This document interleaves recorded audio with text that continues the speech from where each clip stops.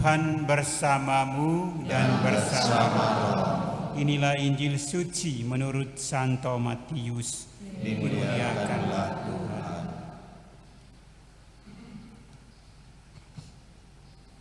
Kemudian pergilah orang-orang Farisi.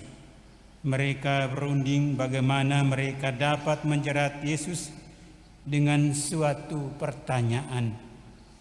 Mereka menyuruh murid-murid mereka bersama-sama orang-orang Herodian untuk bertanya kepadanya, "Guru, kami tahu engkau adalah seorang yang jujur dan dengan jujur mengajar jalan Allah, dan engkau tidak takut kepada siapapun juga, sebab engkau tidak mencari muka. Katakanlah kepada kami pendapatmu, apakah diperbolehkan membayar pajak kepada kaisar atau tidak?" Tetapi Yesus mengetahui kejahatan hati mereka, lalu berkata, "Mengapa kamu mencobai aku, hai orang-orang munafik? Tunjukkanlah kepadaku mata uang untuk pajak itu." Mereka membawa suatu dinar kepadanya. Maka ia bertanya kepada mereka, "Gambar dan tulisan siapakah ini?" Jawab mereka, "Gambar dan tulisan Kaisar." Lalu kata Yesus kepada mereka, "Berikanlah kepada Kaisar apa yang wajib kamu berikan kepada Kaisar, dan kepada Allah apa yang wajib kamu berikan kepada Allah." Mendengar itu, heranlah mereka dan meninggalkan Yesus lalu pergi. Demikianlah sabda Tuhan. Terpujilah Kristus.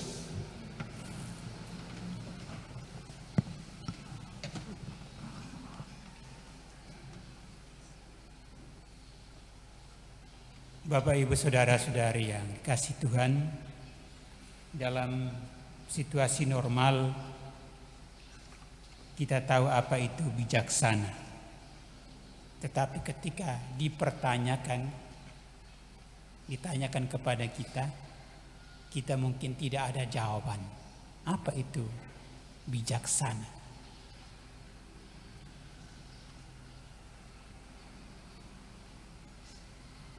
Orang bijaksana itu jauh dari orang yang lebih berkualitas daripada orang yang tahu atau mengerti. Karena orang bijaksana dapat meletakkan sesuatu pada tempatnya, atau dapat mengoperasikan atau mengaplikasikan kebaikan, kebenaran, kejujuran itu pada tempatnya dan pada waktunya. Itulah orang-orang bijaksana.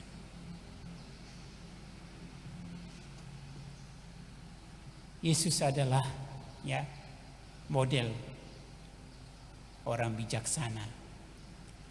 Para Farisi, orang-orang Herodian sengaja mengangkat masalah membayar pajak kepada Kaisar untuk mencari-cari kesalahan Yesus. Tapi Yesus adalah orang yang sangat bijaksana. Ketika mendapat pertanyaan itu, dia memberikan jawaban. Berikanlah kepada Kaisar apa yang wajib kamu berikan kepada Kaisar, dan kepada Allah apa yang wajib kamu berikan kepada Allah. Jawaban ini langsung membungkam orang-orang itu. Langsung diam, tidak berkutik. Karena Yesus mau mengundang setiap orang untuk melihat relasi dan tanggung jawab kita pada Allah dan pada negara. Kita punya relasi dengan Allah, juga punya tanggung jawab dengan Allah. Kita punya relasi dengan negara, juga punya tanggung jawab dengan negara. Dan Yesus memposisikan diri sebagai orang yang bebas, tidak masuk dalam salah satu sayap politik, mau kiri mau kanan, Yesus tidak masuk ke sana. Semua yang dia buat untuk semua orang, tanpa batas, tanpa sekat-sekat.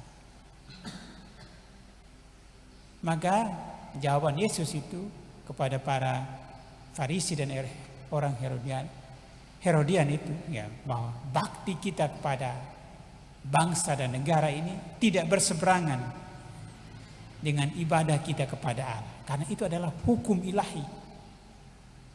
Hukum ilahi. Yang kedua, bahwa Allah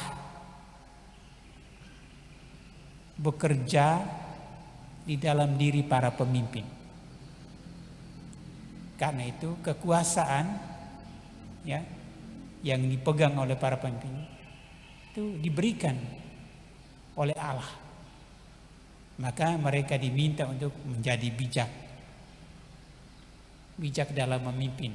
Ya, di dalam bacaan yang kedua tadi dari surat 1 Petrus itu dikatakan pemimpin harus menghindarkan diri dari kelaliman, dari kekerasan dan nafsu akan uang. Mari kita melihat, ya, situasi hidup kita dalam berbangsa dan bernegara. Ya. Orang selalu mengeluh, ya, bahwa pembangunan tidak merata. Tapi kalau dipikir-pikir, orang yang mengeluh itu buat apa dengan dirinya, dengan orang-orang di sekitarnya? Seringkali kita hanya mengeluh dan menuntut. Kita merayakan hari kemerdekaan kita hari ini yang ke-79, di mana bangsa kita, ya, diri kita dinyatakan sebagai satu bangsa. Ya. Jadi hari ini adalah, ya, kita menyatakan diri sebagai satu bangsa.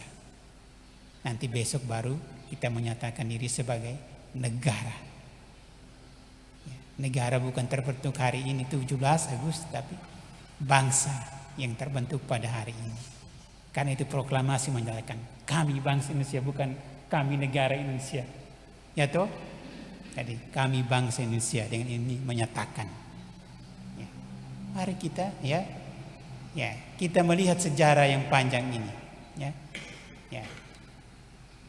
Bangsa yang besar tidak lupa akan sejarah, dan sejarah itu, ya, dibangun, ya, dalam proses yang panjang, dalam suka dan duka, dan dicatat dari beragam pengalaman, beragam perjuangan, dan beragam pengorbanan. Nah, ini sudah dibuat oleh, ya, para pahlawan. Ya. Maka kita, ya, sujud dalam iman, kita sujud syukur kepada Allah. Karena pasti Allah ikut campur tangan dalam perjuangan ini untuk mewujudkan kemerdekaan bangsa kita. Dan yang kedua adalah kita hormat syukur kepada para pejuang yang memperjuangkan kemerdekaan sampai diproklamasikan atau diumumkan, dinyatakan merdeka. Lalu yang ketiga adalah kita adalah generasi yang meneruskan kemerdekaan dan akan mengisi kemerdekaan. Nah, inilah yang harus kita buat, memposisikan diri sebagai orang yang meneruskan kemerdekaan dan mengisi kemerdekaan. Dan itu tadi di dalam kata pembukaan saya menyebut beberapa tokoh Katolik, ya, yang sangat berjasa untuk bangsa dan negara ini, dan, ya, sangat diapresiasi, ya, sikap mereka kepada bangsa dan negara. Mungkin kita tidak sehebat mereka, tetapi mari kita mengisi, ya, kemerdekaan ini dengan cara kita masing-masing, sesuai dengan bidang kita, sesuai dengan keterampilan kita, sesuai dengan jenis pekerjaan yang dipercayakan kepada kita.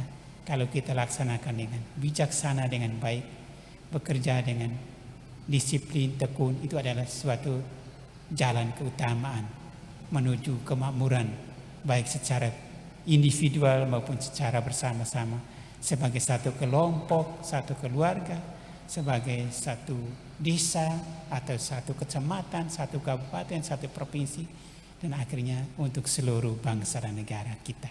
Tuhan memberkati kita. Amin.